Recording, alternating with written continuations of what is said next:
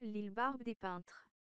La Saône exerce sur les peintres lyonnais un véritable intérêt du XVIe siècle jusqu'à nos jours. Située entre les monts d'Or sur sa rive droite et la costière de la Dombe, elle a lové son cours sinueux, comme dans une trouée héroïque. La lenteur de ses eaux propose un miroir limpide et apaisant, aux promeneurs comme aux peintres. Tous ces attraits se trouvent assemblés en un faisceau, à hauteur de l'île Barbe.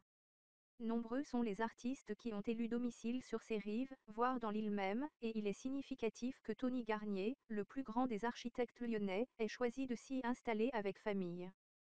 Il en fait un foyer artistique et culturel où il recevait peintres et sculpteurs. Il persuade son élève Jean Couty d'exercer ses talents dans la peinture, dont il pressentait qu'elle serait son domaine d'excellence. À travers l'œuvre de ce dernier, se reflète bien le pouvoir de fascination de l'île Barbe. Jean Couty est né à Saint-Rambert en 1907, il habitait place Henri Barbus, dans la maison bâtie par son oncle maçon creusois. Il a fait ses études au lycée de Saint-Rambert, avant d'intégrer l'atelier d'architecte de Tony Garnier à Lyon. L'île était en quelque sorte son refuge.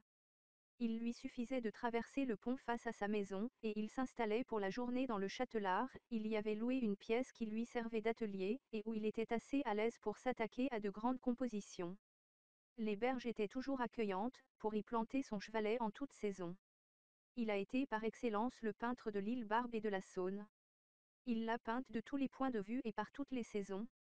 Le 17 mars 2017, Charles Couty, fils unique du peintre, et son épouse Simone, inaugurent le musée qui porte son nom, sur cette même place Henri Barbus où il était né.